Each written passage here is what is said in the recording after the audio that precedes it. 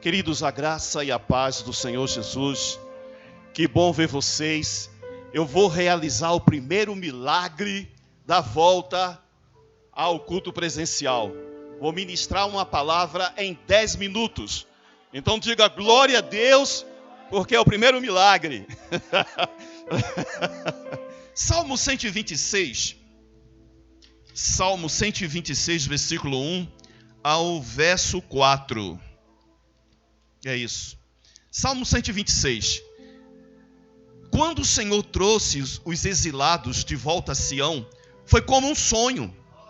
Nossa boca se encheu de riso e cantamos de alegria. As outras nações disseram: o Senhor fez coisas grandes por eles.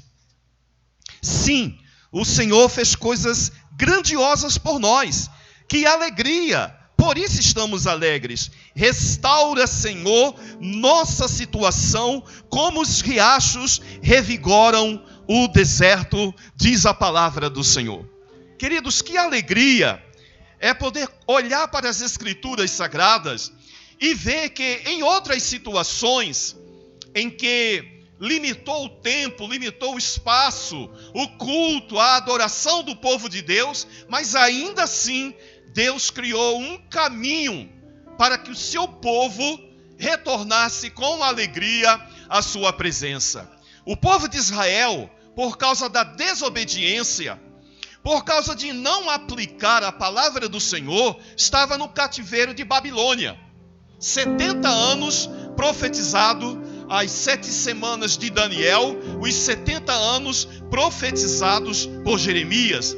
E agora o Senhor está usando um homem estrangeiro, um rei estrangeiro, um persa, diríamos hoje, um iraniano, o rei Ciro, que entrou na história, um adorador do fogo, um homem gentil, pagão, de religião pagã, zoroastrista, e este homem pagão, Deus usa este homem para trazer de volta o seu povo a Jerusalém, aos montes Sião, ao templo do Senhor.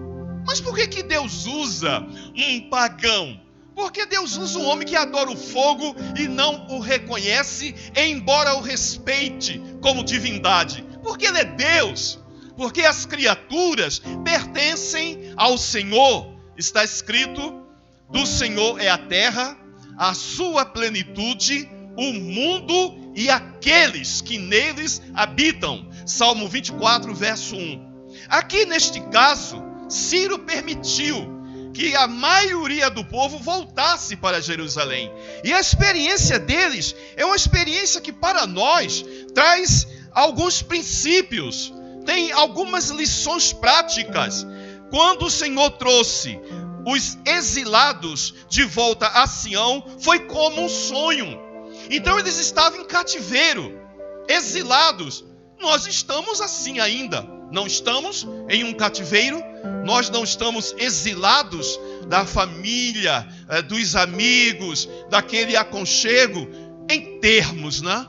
Porque tem muita gente aí quebrando e pagando caro com a desobediência.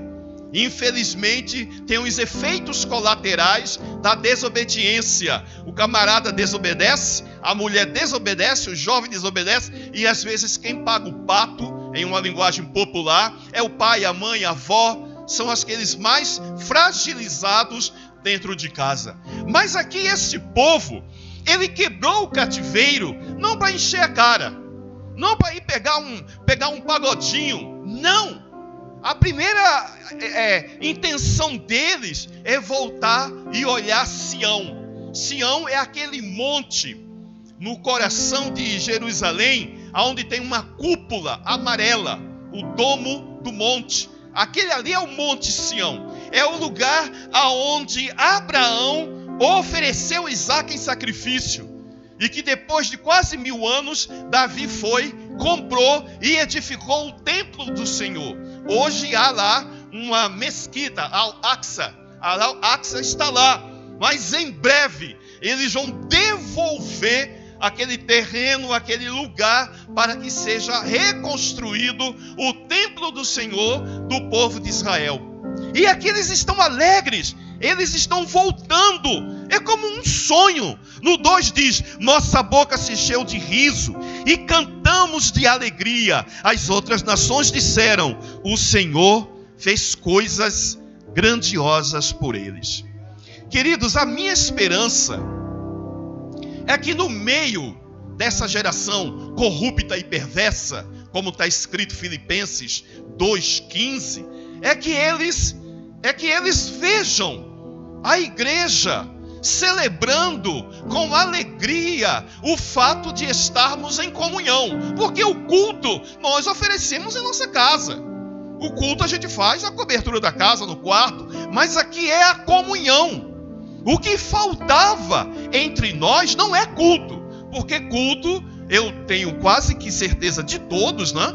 Oferece seus lares, com a família, com o amigo, com as pessoas mais achegadas, faz o seu culto. Mas o que nós precisamos é sair desse cativeiro e estar em comunhão. E que eles vejam isso, que eles percebam. Os nossos amados vizinhos, os nossos queridos familiares, vejam a nossa alegria de estarmos de volta, não ao santuário, a uma liturgia, a um ritual religioso, mas de volta à comunhão dos santos. Isso tem um grande valor para Deus e são lições que nós aprendemos com este povo do cativeiro aqui de Israel. No versículo 3 diz: sim, o Senhor fez coisas grandiosas por nós, que alegria, por isso estamos alegres. O Estevão lembrou de sobreviver. Eu lembro que a época do meu aniversário, 22 de maio, fui até surpreendido, graças a Deus, liderança da igreja, os irmãos da igreja, me surpreenderam, foi uma grata surpresa, mas aí eu churumingava com meu filho. O Miguelzinho, de quase 2 metros. Caramba, Miguel, esse ano lá na igreja não vai ter aquela surpresa dos irmãos, tal. Como é que eu vou comemorar meu aniversário? Não vai dar. Aí ele: pai, a ordem agora é sobreviver. Caramba, cara, tu tá certo, meu. Tu tá ensinando teu pai. A ordem é sobreviver. E isso é motivo de alegria. Isso é motivo de celebrar, de glorificar a Deus. Lá em casa eu olho minha mãe, 83 anos. A velhinha lá parece fraquinha, mas ela tem uma coisa que é muito forte. A minha mãe tem uma coisa que é fortíssima: a língua dela. A língua da minha mãe é boa, hein? É forte, hein? Não dá mole não, que ela tem um raciocínio rápido. Ela tem um raciocínio rápido para responder, para replicar. Está lá, a velhinha de 83 anos. Cada coisa que fazemos, lavamos as mãos. É motivo de alegria. É motivo da gente encher a nossa boca de cântico e entender que é uma bênção de Deus. Que é algo que Deus está nos presenteando.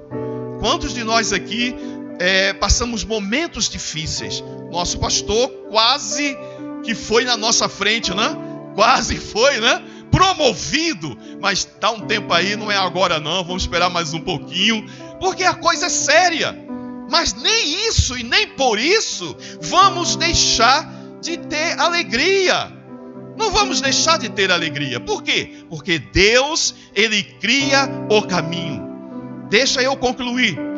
Quando Moisés está levando o povo, chega a notícia que vem o exército de Faraó, 600 carros aparelhados, fora a infantaria,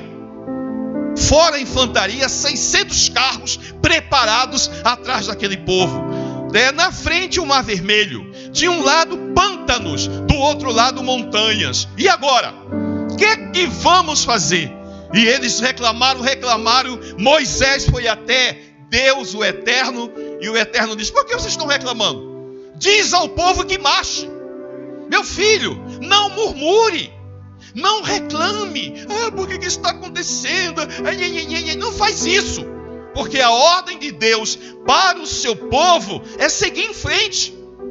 Ele vai dizer aqui no versículo 6, diz: choram enquanto lançam as sementes, mas cantam quando voltam com a colheita. Então, meu filho, não reclame, cante, semeie a palavra de Deus. Qual é a promessa de Deus de fazer o caminho? Versículo 4: restaura, Senhor, nossa situação, como os riachos revigoram o deserto. A imagem é o deserto do Neguebe.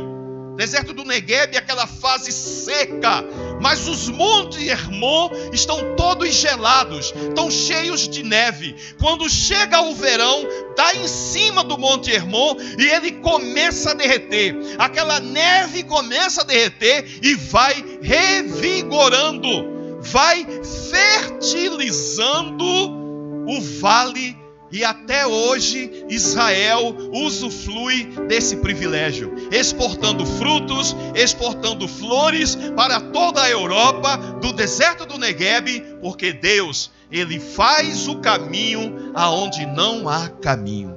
Quando você pensar que ficou tudo difícil, lembre-se, Deus fará o caminho aonde não há caminho.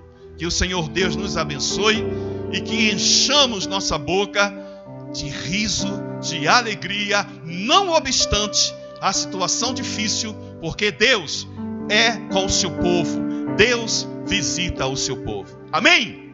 Glória a Deus!